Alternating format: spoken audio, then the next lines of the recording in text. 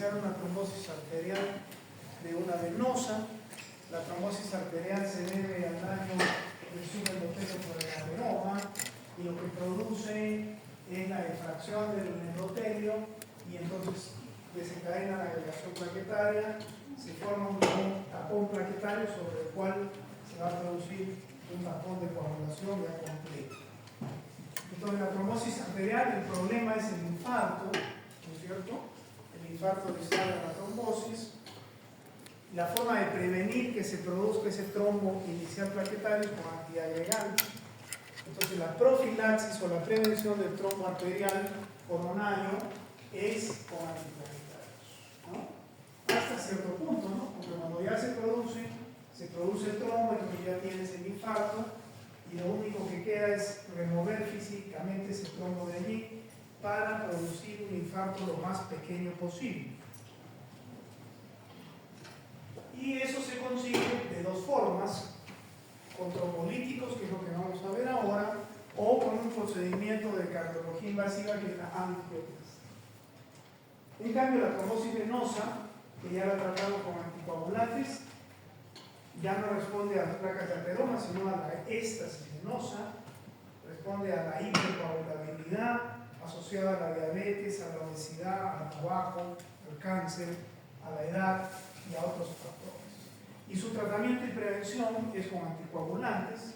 Entonces ahora lo que vamos a revisar más bien ahora son las drogas relacionadas a la trombosis arterial en su uso profiláctico, que serán los antiplaquetarios, o trombolítico, que serán los trombolíticos, cuando ya el trombo está formado.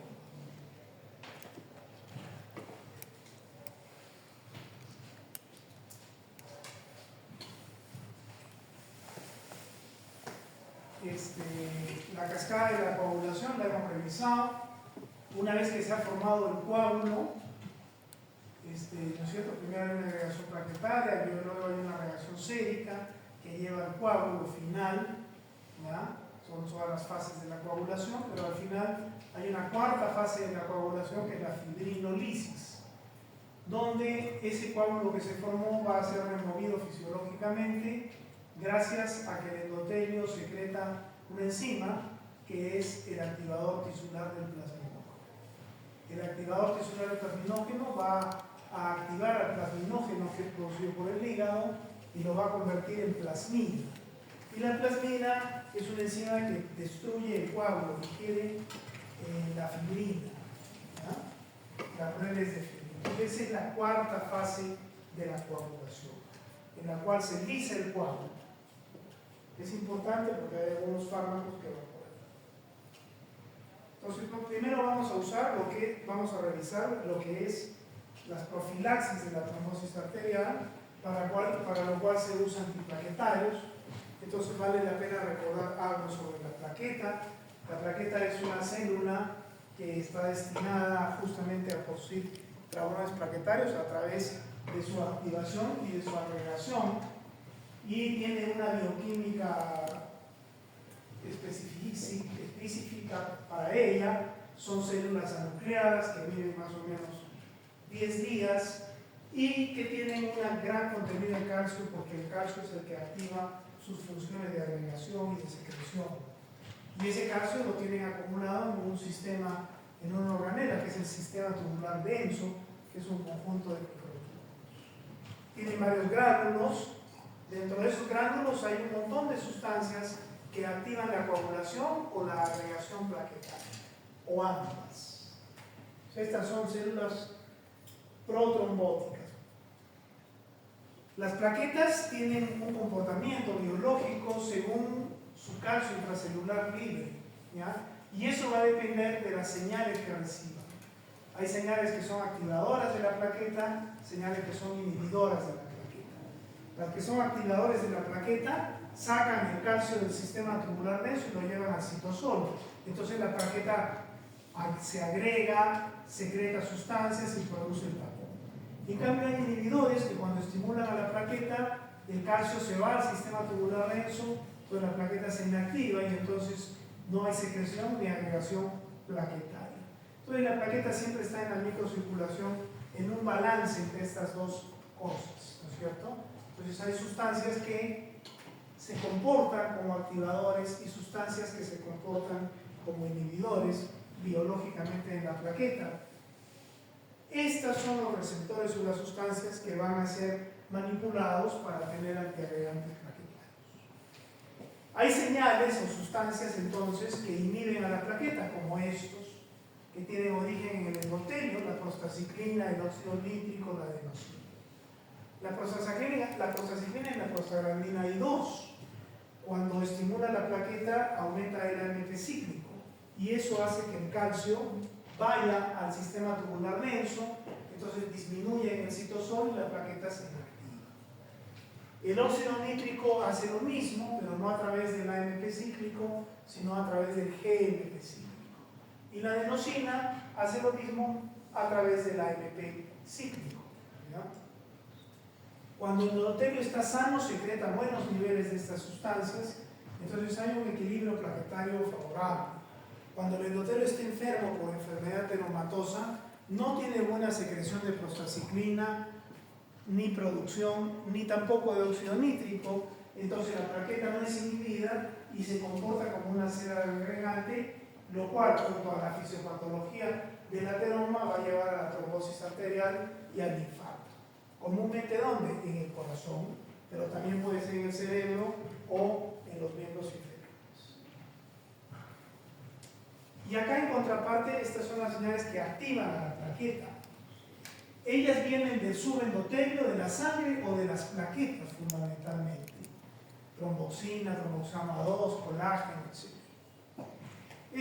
Estos receptores estimulan la activación de estas enzimas dentro de la plaqueta, que es la fosfolipasa A2 y la fosfolipasa C, o sea, de fosfolipasas. La fosfolipasa 2 va a sacar ácido araquidónico en la membrana. Y dentro del citosol hay una gran concentración de ciclooxigenasa, que va a convertir de ciclooxigenasa 1, que va a convertir ese ácido araquidónico en una prostaglandina plaquetaria, que es el tromboxano A2. Tromboxano A2 es una sustancia muy activadora, de tal manera que aumenta el calcio dentro del citosol plaquetario, y es una sustancia que es secretada por las plaquetas también y que activa a otras plaquetas para que éstas se activen y se agreguen finalmente. Y la fosfolipasa C, que es la otra enzima que se activa, la fosfolipasa, saca de la membrana ya no ácido araquidónico, sino fosfatidininositol. Y el fosfatidininositol, una vez que sale de la membrana, se convierte en diacilglicirol e inositol trifosfato, que son moléculas especialistas en activar el calcio del citosol plaquetario. Entonces todo esto hace que aumente el calcio en el citosol y todo eso que la plaqueta comienza a producir y degranular estas sustancias para activar otras plaquetas por un círculo vicioso que estaría acá, pero además se activan sus moléculas de agregación, que son las glicoproteínas 2B3A, que como vamos a ver, son unas moléculas que están en la superficie de la plaqueta y tienen la capacidad de unirse al fibrinógeno. Ese mismo fibrinógeno se une a otra molécula de adhesión de otra plaqueta, entonces se forma un puente entre plaqueta y plaqueta, que es el fundamento molecular de la agregación plaquetaria. ¿Qué es esto de acá? ¿No es cierto? Nosotros tenemos una plaqueta inactiva. Cuando predominan estas señales, entonces la plaqueta se activa. Aumenta el calcio dentro de la plaqueta, pasan un montón de cosas, pero finalmente lo que sucede es esto, que este receptor, que es el receptor de glicoproteína 2B3A inactivo, se activa y torna capaz de fijar fibrinógeno. Entonces él fija fibrinógeno, otra plaqueta activada fija fibrinógeno y entonces aquí está la agregación plaquetaria. Es la vía final común de todo proagregante planetario. El óxido nítrico, la prostaciclina y las drogas antiagregantes plaquetarias tratan de evitar esta situación, ¿ya? Para que no haya agregación plaquetaria. Entonces, esta es la biología que habíamos realizado. Esta es una plaqueta, tiene su sistema tubular denso que es muy rico en calcio, y tiene unos receptores activados por estas sustancias, por la ágeno y otros, tromboxano 2, trombina, serotonina, adrenalina, que activan receptores que al final activan fosfolipasas. Si es fosfolipasa A2 vía del ácido araquidónico, también tromboxano. Si es fosfolipasa C, saca fosfatidilinositol que termina en diacilglicerol y notrizol trifosfato. Todo eso saca el calcio al citosol y provoca la secreción de un montón de productos de vesícula secretoria que tiene la plaqueta, incluido el tromboxano. Eso activará a otras plaquetas de la misma manera, eleva el calcio, dispara sistemas proteicos que al final activan a la glicoproteína 2B3A para que de inactiva pase a activa y se produzca la agregación plaquetaria. En cambio acá tienes los antiagregantes plaquetarios, el óxido nítrico, la prostaciclina, la adenosina. La prostaciclina derivada del endotelio, el óxido nítrico derivado del endotelio. La prostaciclina estimula sus receptores y activa adenilciclasa, lo cual aumenta el AMP cíclico y manda el calcio adentro y se acabó. El óxido nítrico hace lo mismo a través del GMP cíclico y la adenosina hace igual que prostaciclina a través de adenilciclasa. Acá hay una enzima que se llama la fosfodiesterasa. La fosfodiesterasa es una enzima que destruye el AMP cíclico y destruye el GMP cíclico. Entonces, al destruirlos, el calcio aumentaría en el citosol, disminuiría. Aumentaría y la plaqueta se activaría. Entonces, hay unos fármacos que inhiben a la fosfodiesterasa, ¿ya? Que es el dipiridamol. Hay otros fármacos que inhiben esos receptores, ¿ya? Sobre todo son el clopidogrel y otras tienopiridinas. Hay otros fármacos que bloquean los receptores de prostaglandina, ¿ya? Y hay otros fármacos que dentro de la plaqueta bloquean la producción de tromboxano. Esos son la aspirina, que es un inhibidor de la ciclooxigenasa, porque es una inhibidora. Esos son los fármacos que vamos a revisar. Entonces acá tenemos la aspirina, que es el ácido acetilsalicílico. El ácido acetilsalicílico, bueno, falta una figura ahí. Después viene. El ácido acetilsalicílico, como todo AINE, es un inhibidor de la ciclooxigenasa. Entonces inhibe la ciclooxigenasa plaquetaria, disminuyendo la producción de tromboxano. ¿Ya? Y entonces baja la agregación y la vasoconstricción por esta razón. Porque el ácido acetilsalicílico es el único AINE que inhibe en forma irreversible la ciclooxigenasa por su unión covalente. Entonces frena la prolongación del tromboxano. La plaqueta no puede superar esto porque la plaqueta no tiene núcleo. No puede formar nueva ciclooxigenasa. La aspirina le bloquea su ciclooxigenasa y se la bloquea hasta que se mueve la plaqueta en una semana. Pero no solo este es el secreto de la aspirina, sino la dosis. La dosis es muy importante. La dosis es de 160 a 300 miligramos. Esa es la dosis antiagregante de la aspirina. ¿Por qué? Porque a esa dosis la aspirina bloquea la producción de tromboxano A2 dentro de la plaqueta en el 85% de su eficacia. O sea que la bloquea bien.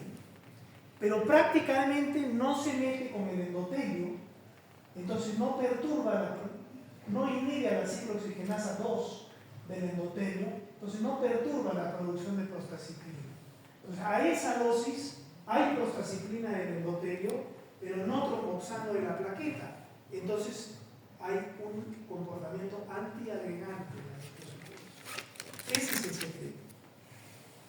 Si tú das más dosis de 300 miligramos, lo que va a comenzar a pasar es que vas a comenzar a inhibir a la ciclooxigenasa 2 del endotelio y disminuir la producción de prostaciclina. Y el efecto antiagregante disminuye. Parece mentira, pero así sucede. Entonces, ese es el secreto en relación a la dosis de la aspirina con la antiagregación en la microcirculación. Ahora, la práctica clínica común, la costumbre, ha llevado a que la dosis antiagreganta que se da de aspirina no es ni de 160 ni de 300, la que científicamente, farmacológicamente debería ser. No, porque la cardioaspirina, que por eso se llama cardioaspirina, es de 100 miligramos. ¿Por qué es así? No entiendo, pero es así. Y es en todo el mundo. ¿Ya? Desde el punto de vista farmacológico, esa debería ser la dosis. Pero será 100 y se tiene con 100 a los pacientes. Y así se hace. ¿Ya? Y viene la cardioaspirina con varios nombres y 100 en tabletas de 100 miligramos. ¿Ya? ¿Para qué se usa entonces la aspirina? La aspirina es una prevención de la trombosis plaquetaria, prevención de la trombosis arterial, prevención del infarto del miocardio. Para eso se usa la aspirina. Y de otros fenómenos isquémicos también, como la isquemia cerebral o isquemias en otros lugares, o cuando se hace angioplastía. Cuando tú tienes un trombo que está en la arteria coronaria, entonces ya no hay lugar a prevención, ya la prevención se murió, porque ya hay un trombo. Cuando hay un trombo hay un infarto, ya hay enfermedad coronaria. Y lo que tienes es un infarto.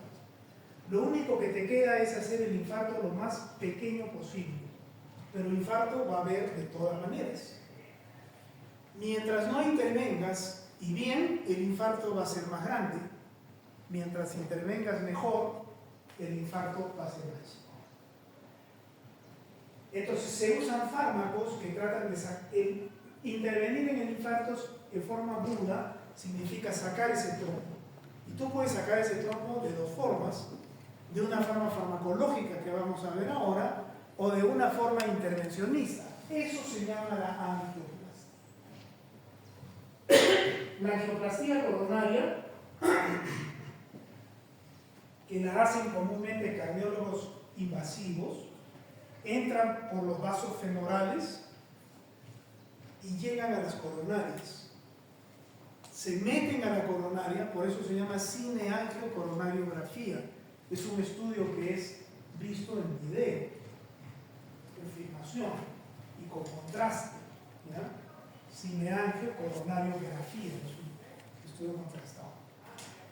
Al entrar a la coronaria ponen contraste y localizan dónde está el trombo. Se meten con su catéter y rompen el trombo. Pueden romper el trombo por un sistema micromecánico que lo rompe, por un globo que lo infla, pero cualquiera sea la forma, sacan el trombo, entonces reperfunden el ventrículo. Al reperfundir el ventrículo disminuyen la magnitud del infarto, pero no van a curar el infarto que ya se produjo. Y después sacan su catéter y se acabó el problema. Pero para sacar el trombo han lesionado el endotelio. ¿Y qué pasa cuando se lesiona el endotelio? ¿Qué se activa? ¿Ah? ¿La cascada de la coagulación o las plaquetas? Las plaquetas. O sea, eso quiere decir que después de una angioplastía puede haber retrombosis. Exacto. Las dos complicaciones de una angioplastía son, uno, la retrombosis y dos, la arritmia por reperfusión. Esa reperfusión miocárdica se asocia a arritmia. Por un montón de razones que no las vamos a analizar. Pero esas son las complicaciones. Entonces, cuando tú haces angioplastía en un paciente, ¿será útil después de la angioplastía bloquear la activación plaquetaria?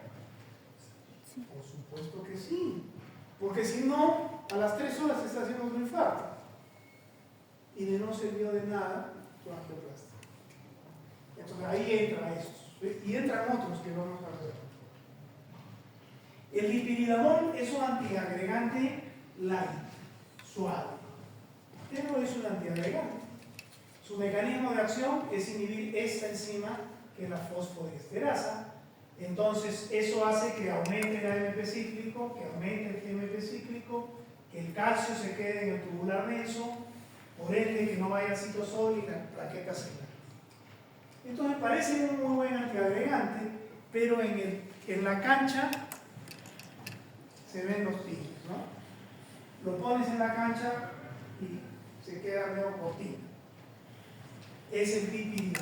Pero sí se usa y también tampoco vamos a entrar en desmedro de él. Tiene un mecanismo que se puede depurar con estos fármacos que vengan y además puede servir, ¿ya? Puede servir. Se puede combinar con aspirina, con otras cosas, para las mismas intenciones que las que hemos revisado en las ciudades fiscales.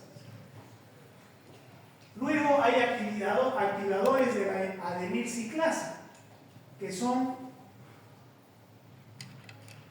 fármacos que se parecen a la prostaciclina, ¿ya? Se parecen a la prostaciclina. Entonces se estimulan aquí, estimulan la adenilciclasa y ya saben ustedes lo que va a pasar.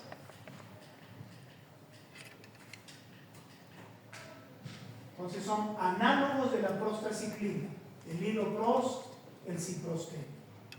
Y incluso hay unos análogos sintéticos que ya no son carbonos como los otros, que es el Optimivac. Pero todos estos son análogos de la prostaciclina, estimulan sus receptores y aumentan la adenilciclasa, activan la adenilciclasa. Esto es otro grupo de antiplaquetarios, son las tienopiridinas, que bloquean los receptores de ADP.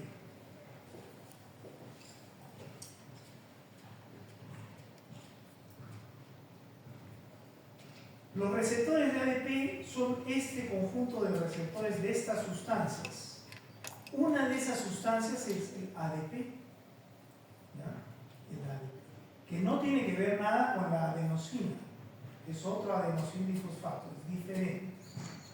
Tiene aquí receptores que estimulan fosfolipasas y ya sabemos lo que pasa. Las tienopiridinas son bloqueantes de esos receptores. Esos receptores de ADP se llaman receptores P2Y y están acoplados a proteínas G, P2Y1, P2Y2. Esos receptores son inhibidos por las tienopiridinas.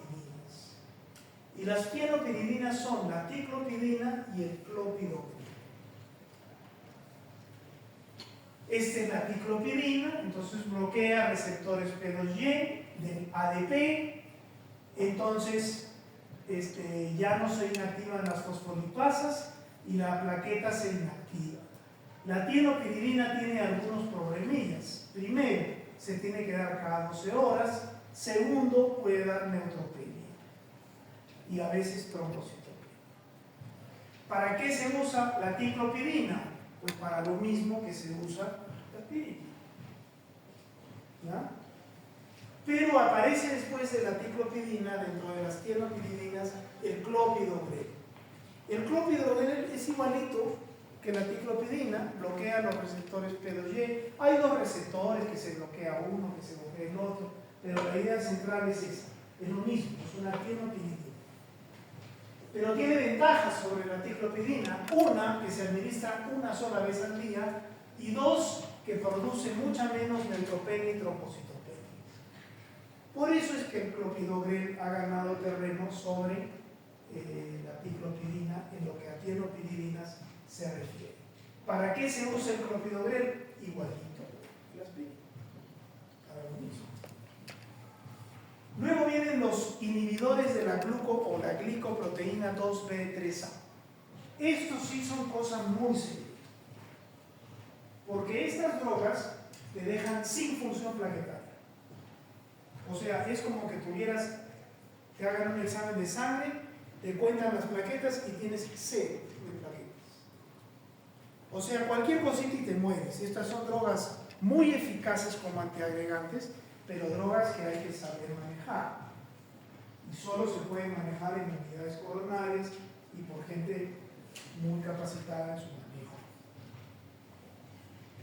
Porque no importa toda la historia del calcio, del ADP, del tromboxano, de la prostaciclina, no interesa nada. Estos fármacos van y bloquean los glicorreceptores.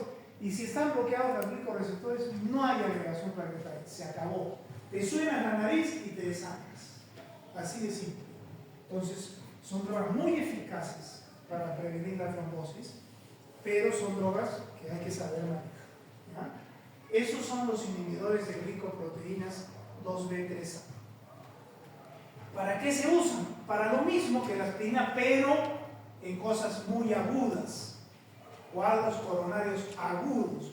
El paciente está entrando en una angina inestable y no quieres que haya infarto, puedes usarlo, pero tienes que saber. ¿Ya? Y posangioplastía, porque ya sabemos que después de la angioplastía el problema es la retrombosis.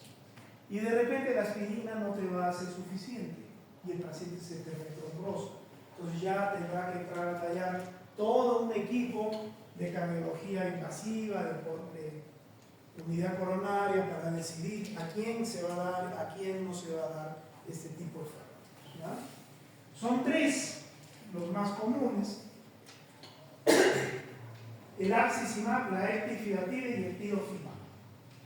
El axicimab es un anticuerpo monoclonal, es un anticuerpo contra la glicoproteína 2B3A. Eso es lo que es. ¿Ya? ¿Cuál es la principal reacción del axicimab adversa? Los sangrados. Ya lo hemos dicho.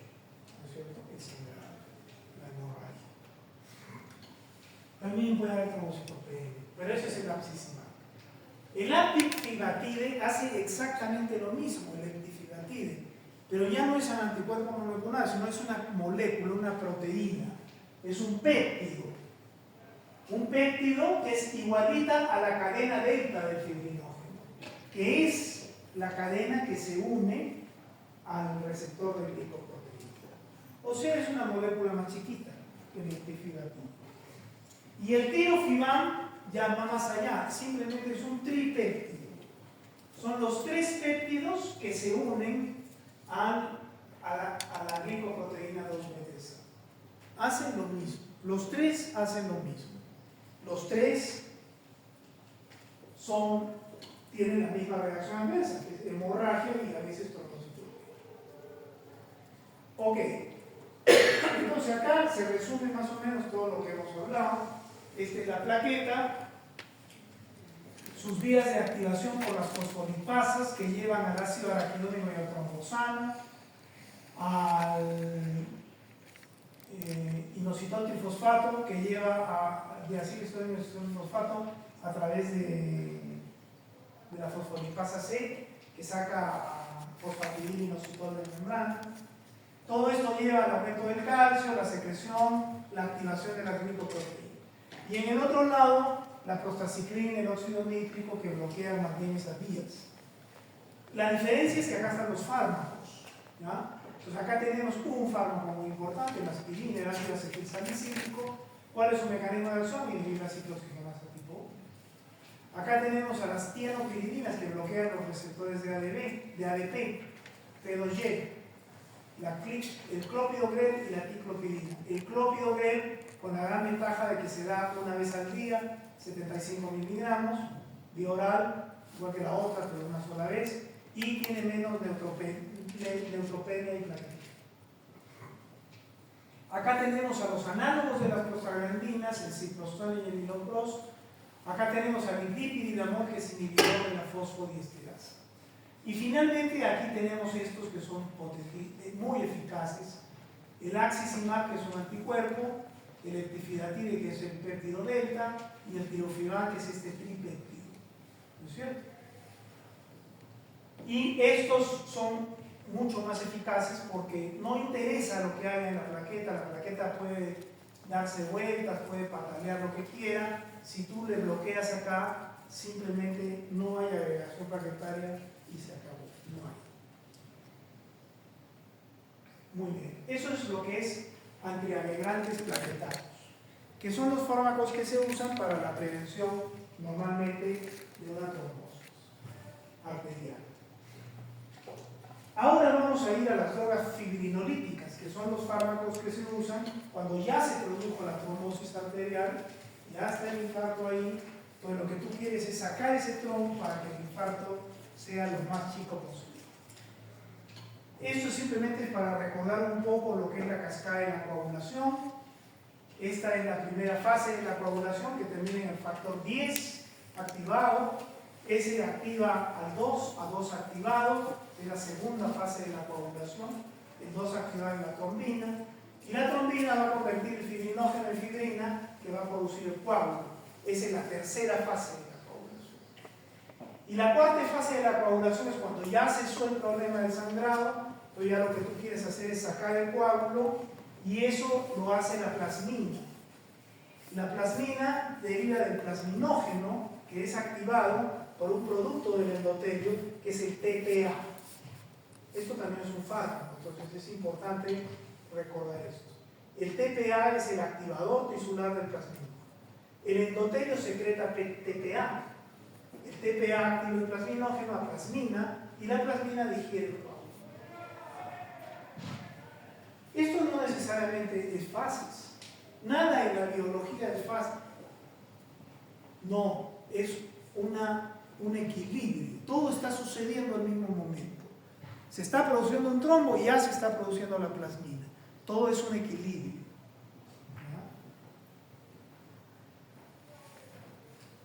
¿Ya? Ok. Entonces vamos a entrar a los trombolíticos. Los trombolíticos son drogas que disuelven el coágulo. Y no solo disuelven el coágulo de fibrina, sino que pueden destruir los factores de coagulación circulantes. Eso es una droga de las que vamos a hablar ahora. Eso es lo que hacen finalmente. ¿Ya? Nosotros tenemos nuestro sistema fibrinolítico.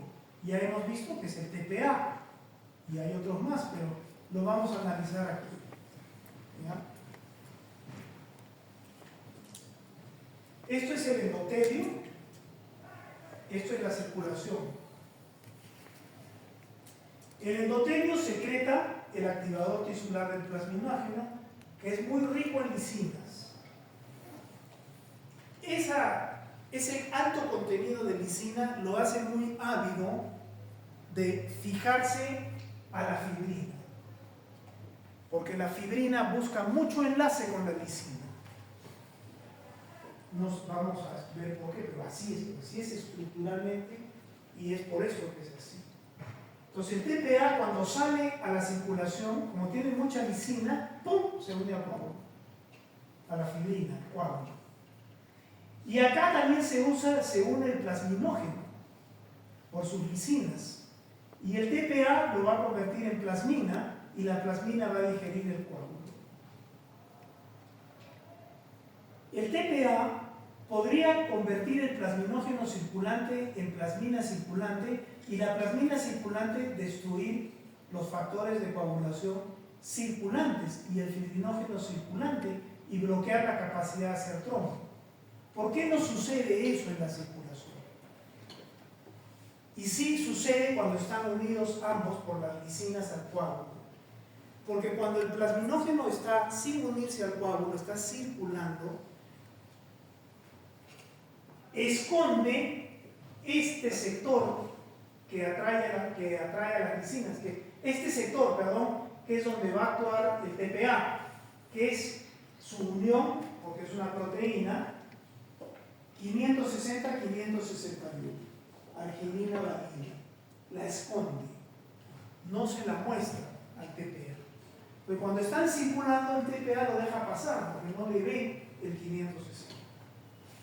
Pero cuando se unen los dos al trombo, el plasminógeno en el momento de unirse al trombo expone su 560. Y como ahí está el TPA, le ve el 560, ¡pum!, lo convierte en plasmina y la plasmina digiere el coágulo. Esto no sucede en la circulación porque en la circulación el TPA no le puede ver el 560. ¿Ya? Si sucediera, eso se llamaría estado lítico sistémico. No habría capacidad de formar coágulo porque el plasminógeno se convertiría en plasmina y digeriría todos los factores de coagulación. ¿Por qué no sucede eso? Por lo que hemos dicho. Pero además hay inhibidores circulantes del TPA. Y aún se forme plasmina con todo eso, hay inhibidores de la plasmina. Entonces todo esto es un equilibrio. dan cuenta? En la microcirculación. Hay factores que forman trombo, hay factores que lisan trombo. Estamos viendo los que lisan trombo y cómo es que trabaja fisiológicamente eso. Así es como esto trabaja fisiológicamente. Entonces, en este capítulo hay quienes dividen a los fármacos en fibrinolíticos y trombolíticos. ¿Quiénes son los fibrinolíticos? Los que pueden producir, los que lisan, ambos lisan trombo. Pero los fibrinolíticos, además de lisar trombo, pueden inducir estado lítico sistémico. En cambio, los trombolíticos no, solo lisan trombo. ¿Por qué se ha hecho, por qué la investigación farmacológica ha hecho esta modificación de fibrinolíticos a trombolíticos? Porque ¿cuál es la principal complicación de un fibrinolítico? El sangrado. Entonces, en la razón de ir buscando drogas que sean anticoagulantes para alisar el trombo de la coronaria, trombolíticos para destruir el trombo de la coronaria, se ha tratado de buscar que no se metan con los factores de coagulación. ¿Quiénes son estos? Los trombolíticos. Entonces, viendo de otro ángulo, un paciente que recibe trombolíticos sangra menos o no sangra, eso no se ha conseguido. No es así. Entonces, ¿tiene alguna razón práctica diferenciar fibrinolíticos y trombolíticos? Ninguna. Porque al final los dos producen hemorragia. Porque un trombolítico tiene tal, tú le puedes decir al trombolítico, ya, este es trombolítico, tú le puedes decir al trombolítico, solo vas a ir a la coronaria y nada más, no vas a ir a la nariz, no vas a ir a la úlcera del estómago, si el paciente se cae, no vas a ir al cerebro, no, ahí no vas a entrar, no puedes. El trombolítico se va a ir a todo lado.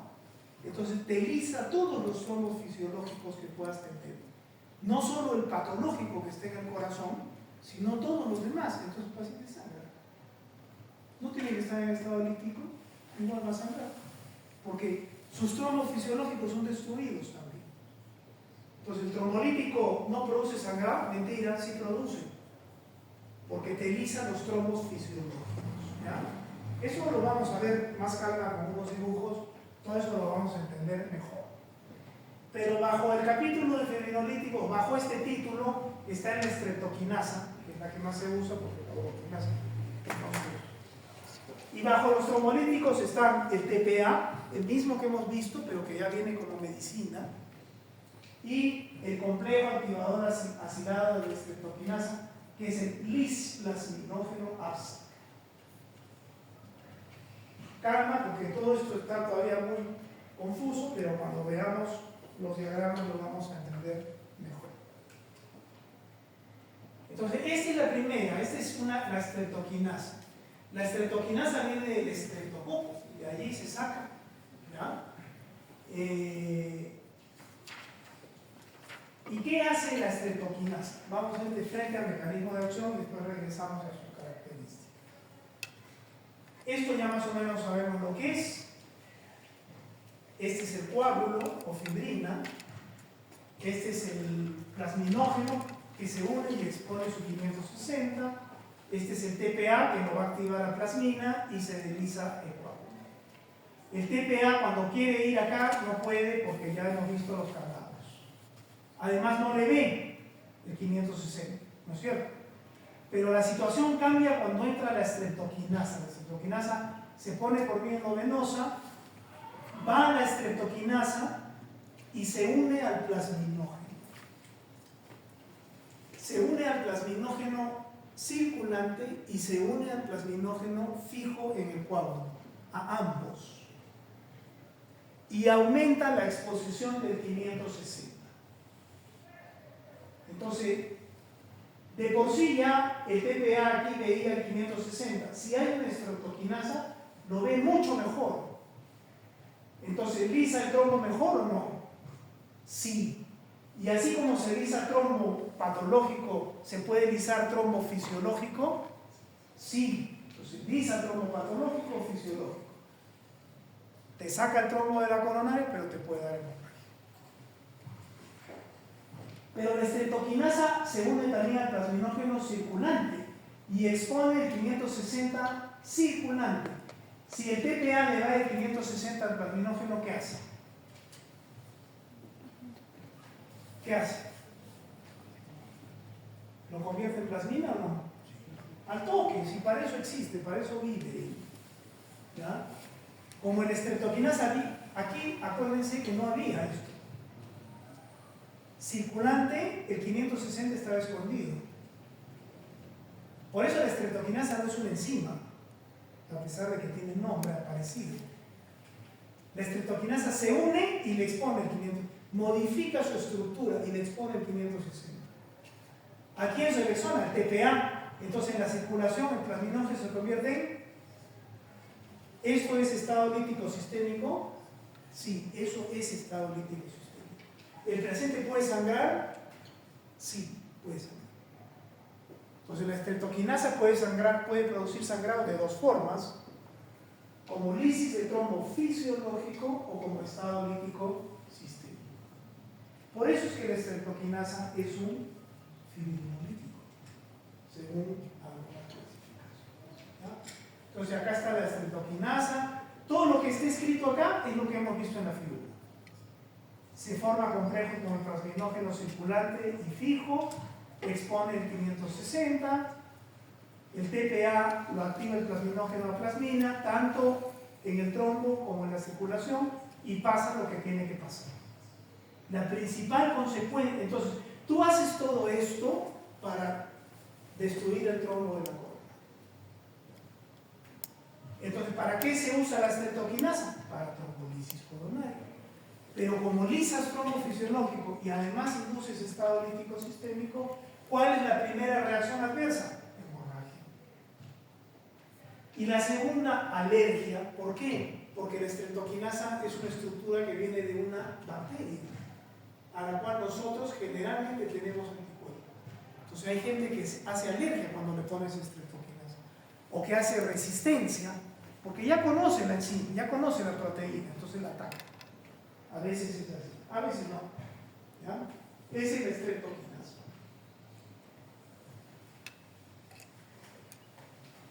La uroquinasa ya no tiene sentido que nos acordemos de déjenla, estreptoquinasa y punto. Ahora vamos a pasar, ya hemos analizado lo que es el fibrinolítico, estreptoquinasa, vamos a pasar al trombolítico. Y hay dos trombolíticos, este es el primero. Este es la estreptoquinasa lisplasminógena. Anistreplas, así se llama. Anistreplas. Esta es una medicina que trae estreptoquinasa, pero es una estreptoquinasa muy rica en lisina. ¿Ya?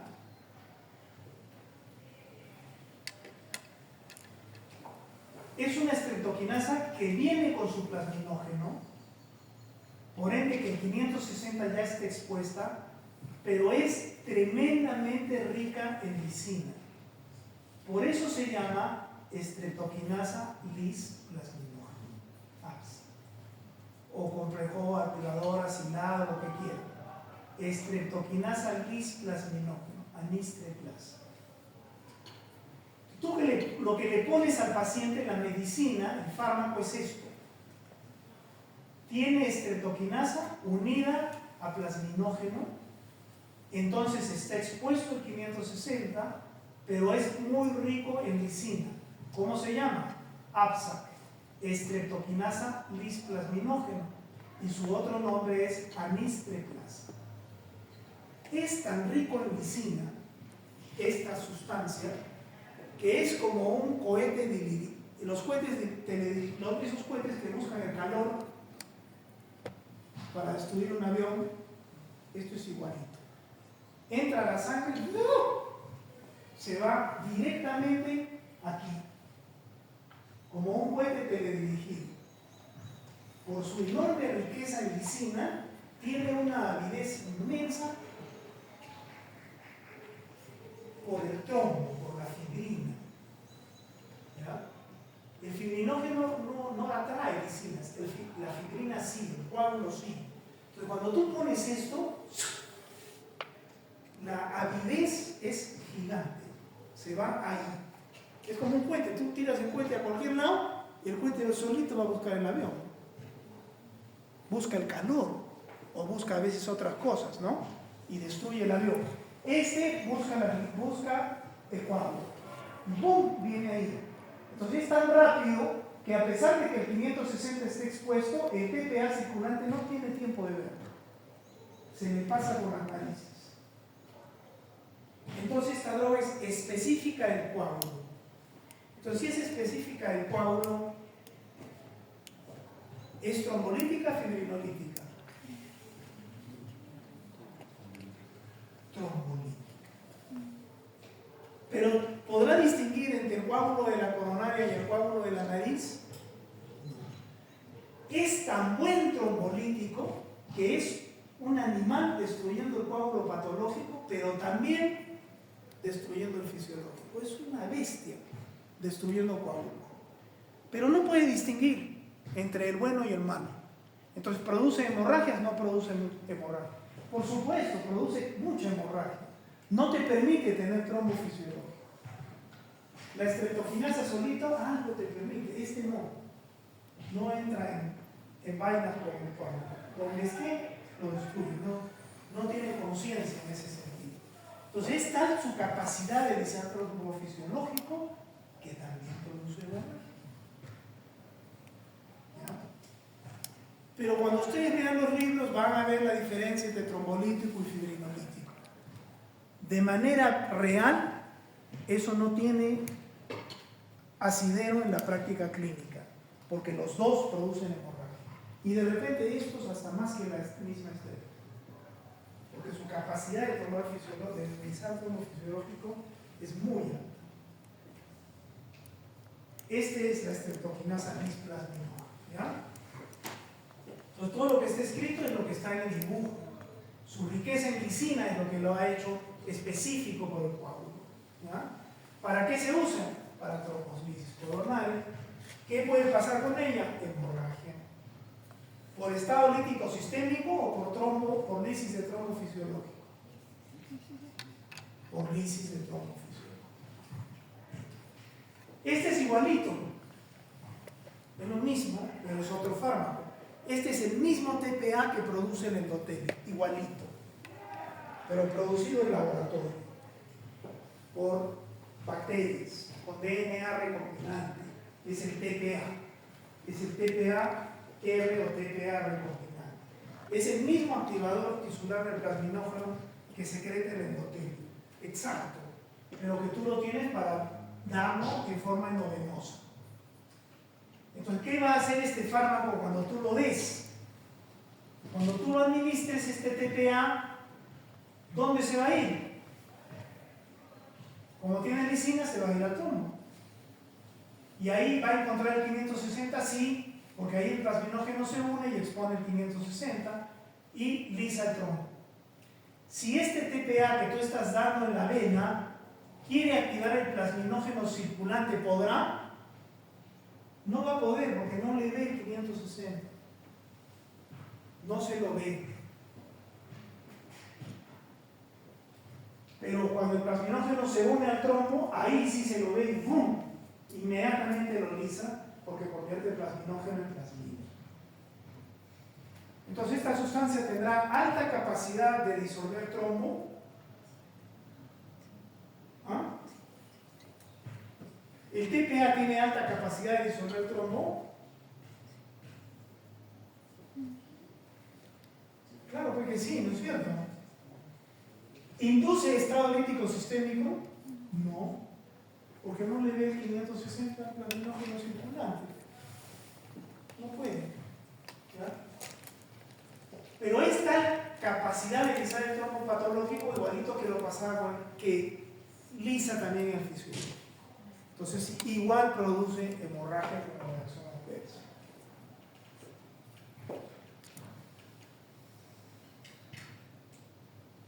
Entonces, no hay estado lítico sistémico acá, pero la alta capacidad de lisar trombo fisiológico lo expone a que haya hemorragia. ese es el TPA. Es más costoso, bueno, cada vez se hacen más baratos, pero bueno, y su principal problema son las autonomías. Hay algunas cosas de cinética que se dicen acá, pero esta es la cinética, las cosas de cinética más importantes que hay que recordar. La estreptoquinasa tiene más o menos una duración de 20 minutos. Entonces se tiene que dar infusión continua, por unas horas, ¿no? El AXA, o sea, el estreptoquinasa bisplasminógeno, tiene una duración de 90, entonces basta que des dosis aisladas. Y el TPA tiene una duración intermedia, puedes dar en infusión o en dosis aislada. La reacción adversa de todos ellos es hemorragia.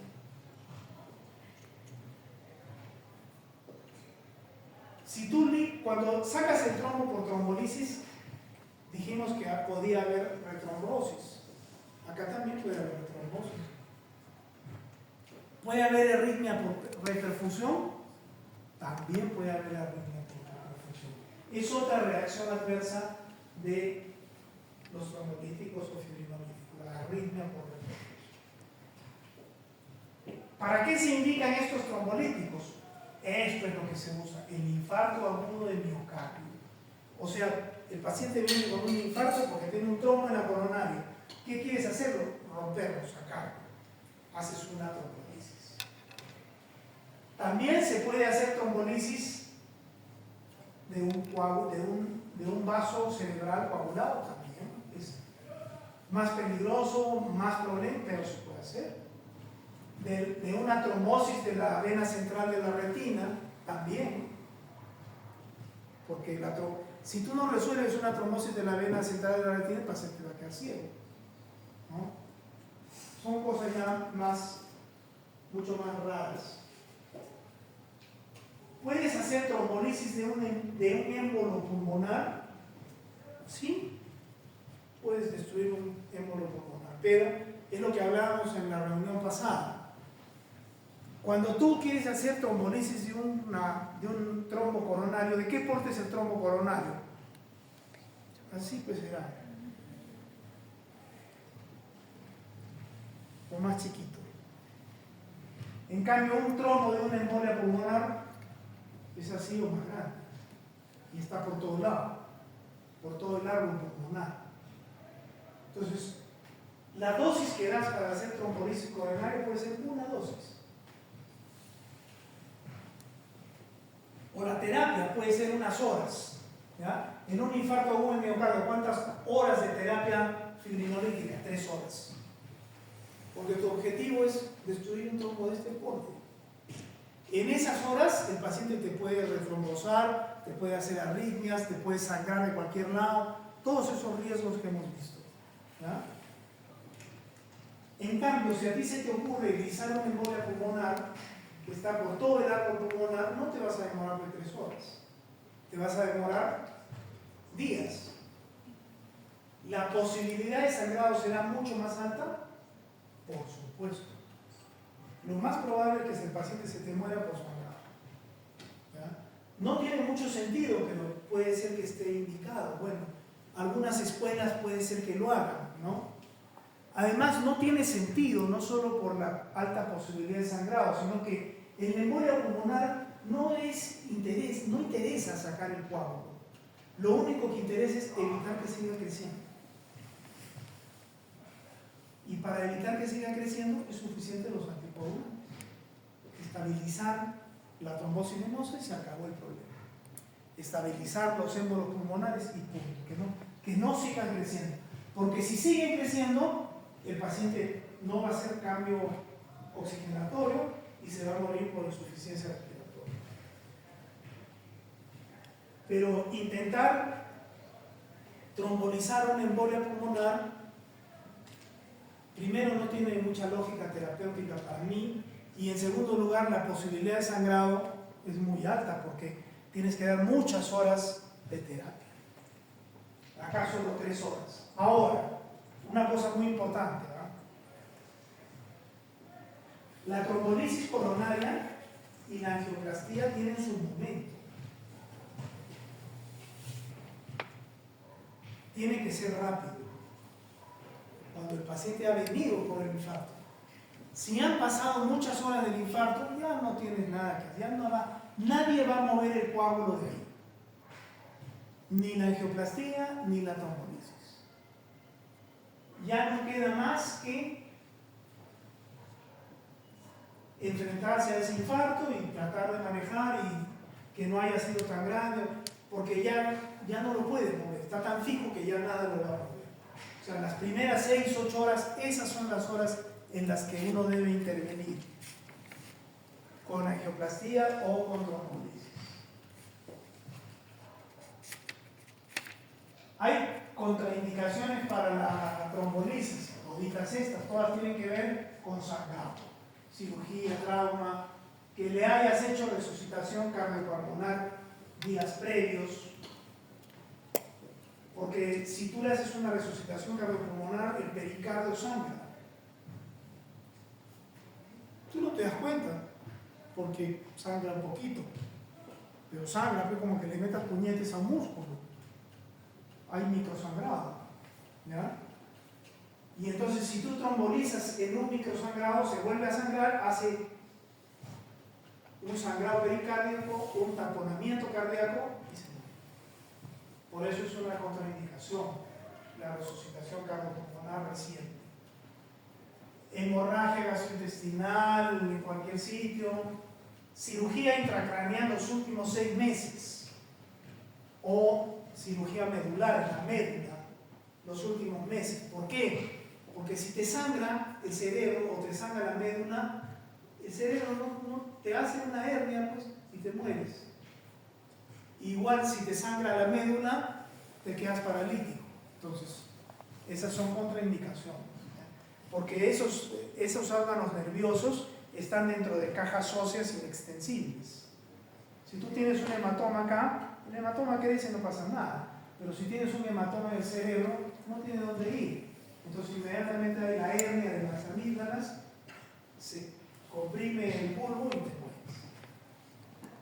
Por eso no se puede anticoagular, no se puede trombolizar un paciente que haya tenido cirugía o que tenga un tumor cerebral también, por la misma razón. Pericarditis aguda no se puede trombolizar porque sangra. ¿Ya?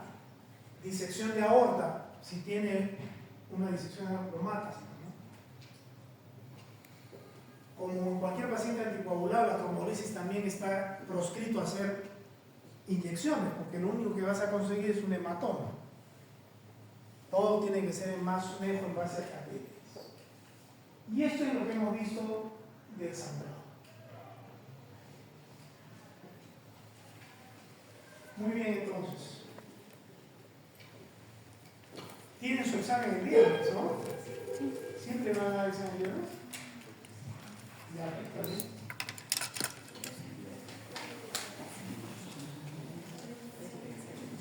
Listo, entonces.